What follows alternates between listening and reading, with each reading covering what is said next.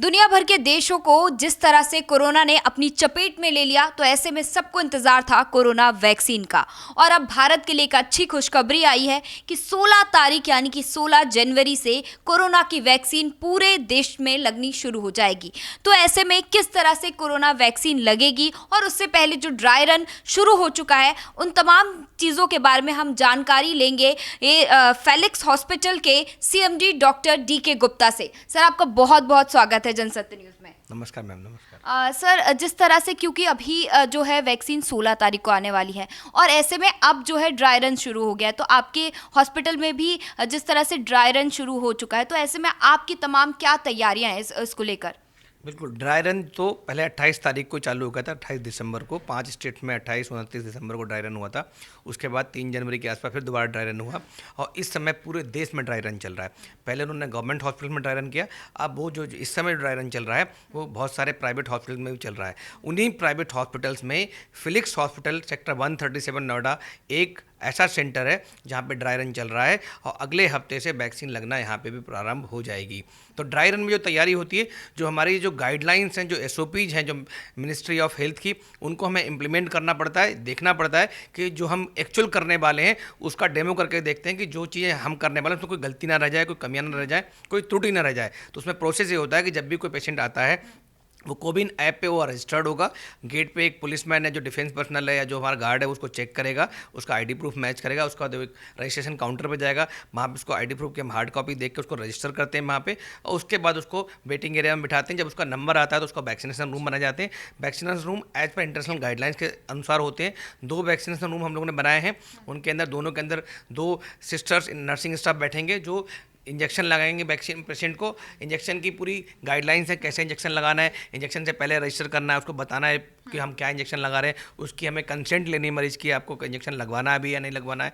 तो वो सब करने के बाद हम लोग डेल्टॉइड में इंट्रामस्कुलर इंजेक्शन लगाते हैं, 0.5 ml डोज होगी उसकी, और लगाने के बाद उसको बताते हैं कि क्या मिनिमम साइड इफेक्ट्स हो सकते हैं और आपको आधा घंटे तक ऑब्जर्वेशन एरिया में बैठ के वेट करना है। अगर आपको कोई ऐसे सिम्टम्स आ रहे हैं कि जिसमें सांस में तकलीफ है, इचिंग हो रही है, चकत्ते पड़ रहे हैं, ब्रीदिंग डिफिकल्टी हो रही है, चक्कर आ रहे हैं, बटाईगो हो रहा है, तो फिर आपको तुरंत बताना है। नॉर्मली ऐसे साइड इफेक्ट्स नहीं होते, बहुत रेयरली कभी ऐसा होता है, लेकिन हाँ लोकल साइड इफेक्ट कुछ होते हैं कि जहाँ पे हमने इंजेक्शन लगाया वहाँ पे रेडनेस होना, स्वेलिंग होना, पेन होना कॉमन है, और कभी कभी इंजेक्शन लगने के बाद बुखार आना, बॉडी एक होना, मैलेज होना, हेडेक होना। नॉर्मली ये सब चीज़ें 1 से 2 दिन में ख़त्म हो जाती हैं। सर बिल्कुल। तो ऐसे में अब जब 16 तारीख को वैक्सीन लगेगी, तो ऐसे में क्या कैटेगरी है, किस तरह से वैक्सीन लगेगी, किन किन लोगों को लगेगी, सबको इंतज़ार है। तो ऐसे में आप ये बताइए हमारे जो दर्शक है कि किस तरह से उनको वैक्सीन जो है वो लगेगी।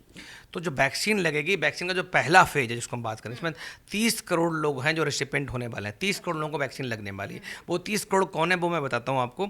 उसमें 1 करोड़ जो लोग हैं वो हेल्थ केयर वर्कर्स हैं, मीन्स उसमें डॉक्टर्स हैं, नर्सिंग स्टाफ है, GNM है, पैरामेडिकल स्टाफ है, लैब, फार्मेसी, OT का स्टाफ है, या हमारे डॉक्टर इसके हॉस्पिटल के जो स्टाफ हैं, कैफेटेरिया के गार्ड्स, तो जितना भी हॉस्पिटल का स्टाफ है, जो डॉक्टर्स हैं या मेडिकल कॉलेज के स्टूडेंट्स हैं, डेंटल स्टूडेंट्स हैं, नर्सिंग कॉलेज के स्टूडेंट्स हैं, उन सबको पहले फेज में 1 करोड़ लोगों को वैक्सीन लगेगी।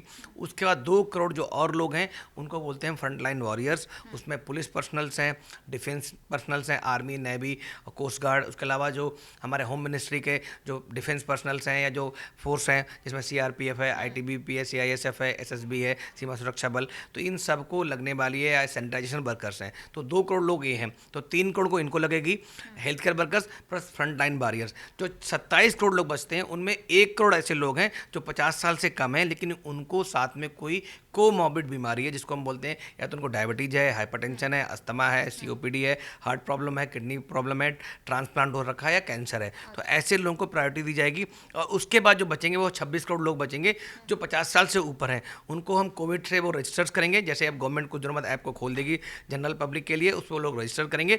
उन रजिस्ट्रेशन करने के बाद उनको पता लगेगा कि उनको नियर बाई कौन से वैक्सीनेशन सेंटर में जाना है, कब जाना है, पहली डोज कब लगनी है। पहली डोज लगने के बाद उनको दूसरी डोज के लिए उनको मैसेज अलर्ट जाएगा। मतलब इस तरह से, क्योंकि आपने डोज की बात करी, तो ऐसे में सबके दिमाग में ये भी घूम रहा है कि कितनी डोज लगेगी, तो ऐसे में कितनी डोज लगेगी, और जो पहली डोज लगेगी उसके बाद अगर दूसरी डोज लगेगी तो उसमें कितना दिनों का इंतजार या कोई उस 20 सिम्टम्स आता है, तो उसको लेकर क्या प्रक्रिया है?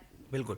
तो जो अभी जो 2 वैक्सीन हमने गवर्नमेंट ने अप्रूव करी, इमरजेंसी ऑथराइजेशन दिया है, वो एक एक का नाम है कोविशील्ड, दूसरा है कोवैक्सीन। कोविशील्ड है वो AstraZeneca serum institute of India ने मिलकर बनाई है और इसको ऑक्सफोर्ड यूनिवर्सिटी ने डेवलप किया। ब्रिटेन की वैक्सीन है, हम लोगों ने कोलैबोरेट करके इंडिया में बनाया है। इसकी 2 डोज लगनी है जो 6 हफ्ते के अंतराल पर लगनी है। नॉर्मली वैक्सीन की डोज 4 से 6 हफ्ते के अंतराल पर ही लगते हैं और दोनों की इंट्रामस्कुलर डोज लगनी है, 0.5 ml डोज लगनी है, मैंने बताया आपको। और 6 हफ्ते उसका मैसेज जाएगा, उसके बाद इसका पूरा कोर्स हो जाएगा। और 6 हफ्ते के लगने के बाद भी एटलीस्ट इम्यूनिटी डेवलप करने के लिए हमें 2 से 4 हफ्ते का टाइम और चाहिए होता है। तो तब तक हमें सारे प्रिकॉशंस को फॉलो करना पड़ेगा। जो कोविशील्ड, जो कोवैक्सीन है, जो भारत बायोटेक ने बनाई है, उसकी भी 2 डोज हैं। उसकी भी 0.5 ml के आसपास डोज होगी और इंट्रामस्कुलर लगेगी, डेल्टॉइड में लगेगी उसका। लेकिन जो इंटरवल है, जो अंतराल है दोनों 2 डोज के बीच में, वो 15 से 16 दिन के लिए हम बात कर रहे हैं, 2 हफ्ते का अंतराल बात कर रहे हैं। तो उसकी सेकेंड डोज 16 दिन बाद लगेगी। इसके अतिरिक्त कुछ नई वैक्सीन डेवलप हो रही हैं जिनकी अलग अलग डोजिंग शेड्यूल्स हैं, अलग अलग तरीका है। कुछ वैक्सीन नेजल ड्रॉप के माध्यम से दी जा रही हैं, वो भी डेवलप हो रही हैं। कुछ स्किन पैच लगाने की बात कर रहे हैं, कुछ सबकुटेनियस वैक्सीन भी डेवलप कर रही हैं। किसी ऐसी वैक्सीन भी एक जॉनसन एंड जॉनसन की जिसकी सिंगल डोज डेवलप हो रही है। तो हमें लगता है कि कुछ समय में और इंतजार करना चाहिए। अगले 2-3 महीने में मार्केट में कई सारी अच्छी वैक्सीन और भी आ जाएंगी कोविड के लिए। और उसके बाद गवर्नमेंट भी इन सब के लिए मार्केट गवर्नमेंट ने खोल दिया इम्पोर्ट एक्सपोर्ट का। जैसे ही इंडियन गवर्नमेंट की जो ड्रग कंट्रोल अथॉरिटीज़ हैं, जो सब्जेक्ट एक्सपर्ट कमेटी है, जो CDS को है, ये लोग नई वैक्सीन को अप्रूवल देंगे, चाहे उसमें फाइजर हो, मॉडर्ना हो, या जॉनसन एंड जॉनसन हो, स्पुतनिक हो, और नई वैक्सीन है जाइडस की आ रही है।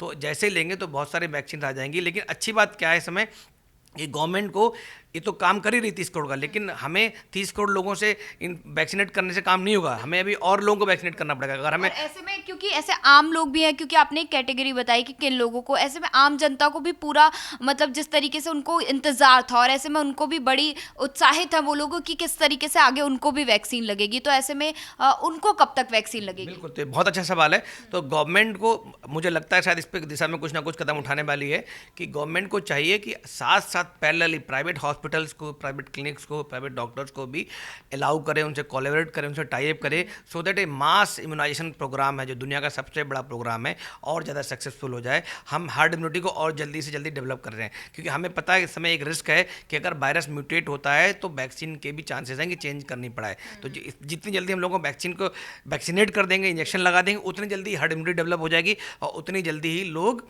स्वस्थ हो रहेंगे और इस कोविड पेंडेमिक से बचे रहेंगे। हमें पता है कि इंडिया में जितना भी हेल्थ केयर सिस्टम है वो डोमिनेट करता है वो प्राइवेट प्लेयर्स के द्वारा, प्राइवेट हॉस्पिटल, प्राइवेट डॉक्टर्स। 70% जो लोग हैं डॉक्टर्स हैं वो प्राइवेट के डॉक्टर्स हैं, नर्सेज प्राइवेट के हैं, हॉस्पिटल बेड प्राइवेट के हैं, नर्सिंग होम प्राइवेट में हैं। तो जब तक हम प्राइवेट को इन्वॉल्व नहीं करते, जब तक उनके साथ कोलैबोरेट नहीं करेंगे, तब तक इतना बड़ा एम्बिशियस जो प्रोग्राम है इसको कंप्लीट करना बड़ा मुश्किल होगा। तो मैं यही रिक्वेस्ट करूँगा कि as early as possible government को प्राइवेट प्लेयर्स के लिए भी गाइडलाइंस लागनी चाहिए और इन वैक्सीन मैन्युफैक्चरर्स को भी सबको अलाउ करना चाहिए। बिकॉज बहुत सारे कॉर्पोरेट्स हैं, जैसे आप बता रहे हो, वो लोग चाहते हैं कि उनके जो एम्प्लॉयज़ हैं उनको जल्दी से जल्दी वैक्सीन मिल जाए, कि अगर किसी कंपनी में जहाँ पे 500,000 लोग काम कर रहे हैं, एक भी बंदा पॉजिटिव आता है तो पूरी पूरी कंपनी बंद करनी पड़ती है। तो वो चीज़ वो लोग अफोर्ड नहीं कर सकते अब इस स्टेज पे। तो उन सब के लिए भी कॉर्पोरेट टाइप करने के लिए कॉर्पोरेट सप्लायर के लिए या तो गवर्नमेंट सप्लाई करे या थ्रू प्राइवेट हॉस्पिटल से, प्राइवेट नर्सिंग होम के थ्रू सप्लाई करे। तो ये ध्यान रखना चाहिए। डॉक्टर गुप्ता, यहाँ पे ये भी ज़रूर एक सवाल है, क्योंकि नया स्ट्रेन भी आ चुका है अब देश में। तो ऐसे में, क्योंकि ये वैक्सीन कहा जा रहा था कि कोरोना की जो वैक्सीन है वो नए स्ट्रेन में भी काम आएगी, तो ऐसे में जो सिम्टम्स आ रहे हैं, क्या ये वैक्सीन उसके लिए भी उपलब्ध है और उसको भी काम आएगी उस नए स्ट्रेन को लेकर भी? तो पहले हमें ये समझना चाहिए कोरोना की कौन कौन सी वैक्सीन है, किस तरह की वैक्सीन है। तो अभी जो हमारे पास वैक्सीन आ रही है वो 4 तरह की वैक्सीन हैं। एक पहली वैक्सीन है जिसको बोलते हैं कोरोना वायरस वैक्सीन, मतलब उसमें वायरस को ही इनएक्टिवेट करके, किल करके, या उसको लाइव को वीक करके, इतना वीक कर दिया हमने उसको कि वो अंदर जाके बीमारी ना उत्पन्न करेगी। तो वो होती, उससे बनी जो वैक्सीन को हम बोलते हैं वायरस वैक्सीन। जैसे हमारी जो है कोवैक्सीन है, जो भारत बायोटेक की वैक्सीन है, वो कोवैक्सीन वायरस को हमने किल करके या उसको इनएक्टिवेट करके कि वो अंदर जाके बीमारी उत्पन्न करने की क्षमता ना रखे, उसका हम वैक्सीन को इंट्रोड्यूस करें और उससे हमारे अंदर एंटीबॉडीज उत्पन्न हो, हम लोग प्रोटेक्ट हो जाएं। दूसरी तरह की वायरस वैक्सीन होती है, उसको बोलते हैं प्रोटीन वैक्सीन, जो दूसरी कोविशील्ड वैक्सीन जो स्पाइक प्रोटीन से बनती है। तो स्पाइक प्रोटीन में अभी इस समय बहुत सारी म्यूटेशन देखी जा रही हैं, बट वो इतनी म्यूटेशन खतरनाक है, इतनी बड़ी नहीं है कि उससे हमें वैक्सीन को चेंज करना पड़े। लेकिन अगर उसमें बहुत बड़ी म्यूटेशन हो जाती है, जिसको हम बोलते हैं उसका शिफ्ट हो गया उस स्पाइक प्रोटीन में कोई बड़ा, तब हमें वैक्सीन चेंज करनी पड़ेगी। लेकिन प्लेटफॉर्म डेवलप है तो उसमें बड़ी परेशानी नहीं होगी। हम नई ही जल्द वैक्सीन बना लेंगे। तीसरी तरह की वैक्सीन होती है न्यूक्लिक एसिड वैक्सीन, जिसमें हम बोलते हैं mRNA वैक्सीन जो आ रही है फाइजर और मॉडर्ना है। तो वो अंदर जाके उसका आरएनए जाता है, आरएनए से प्रोटीन बनाता है और प्रोटीन के अगेंस्ट हमारी बॉडी जो है एंटीबॉडीज उत्पन्न करती है, और जो हमारी मेमोरी सेल्स हैं उसके अगेंस्ट इंडक्शन होता है उनमें, और वो स्टोर हो जाती हैं कि अगली बार जब भी बीमारी होगी तो वो उससे फाइट करने में तैयार होती हैं। बिल्कुल, एक सवाल ये भी मेरे मन में भी था और शायद लोगों के भी होगा कि जब ये वैक्सीन लग जाएगी उसके बाद भी अगर कोई कोरोना पॉजिटिव होता है या उसके बाद उसको किसी तरह के सिम्टम्स आते हैं तो ये तब तक के लिए वायरस को किल कर देगी? नहीं, तो एक तो मैं आपको पहले बताऊं, कोई भी वैक्सीन जो है ना 100% एफिकेसी नहीं होती है। हमने जो वैक्सीन अभी तक देखी है वो 62 से लेके 95-95% तक इफेक्टिव हैं, डिफरेंट टाइप की वैक्सीन। तो इसका मतलब अगर एवरेज 70% भी मान लेते हैं तो 30% ऐसे लोग हो सकते हैं जिनको दोनों वैक्सीन की डोज लगने के बावजूद भी कोरोना हो सकता है। तो उनको हर्ड इम्यूनिटी तक वेट करना चाहिए, जब तक कि चेन ऑफ ट्रांसमिशन टूट ना जाए तब तक हमें सारे मास्क वगैरह और हैंड हाइजीन का और भीड़ वाले इलाकों में फिजिकल डिस्टेंसिंग का फॉलोअप करना चाहिए। दूसरी रही बात कि अगर किसी ने एक डोज लगाई और उसके बाद वो सोचे मैं इम्यून हो गया, मैं प्रोटेक्ट हो गया, तो वो नहीं है। जब तक आपने पूरा कोर्स और सेम वैक्सीन का पूरा कोर्स करना है। अगर आपने कोविशील्ड लगवाई तो दोनों वैक्सीन कोविशील्ड की लगवाई नहीं, अगर आपने कोवैक्सीन लगानी तो दोनों वैक्सीन डोज कोवैक्सीन की लगानी है, अदरवाइज आपको इम्यूनिटी नहीं मिलेगी या कम मिलेगी। तो इसलिए पहले तो पूरा कोर्स करें, दोनों डोज लगवाएं, और दोनों डोज लगने के बाद कम से कम 4 हफ्ते तक तो आपको पूरे प्रिकॉशन रखने ही रखने अपने लिए। आप चाहते हो दूसरे भी प्रोटेक्ट रहें, बाकी लोग भी रहें, तो उसके बावजूद जब तक कि पूरा ट्रांसमिशन स्टॉप नहीं होता तब तक हमें सारी प्रिकॉशंस को फॉलो करना चाहिए।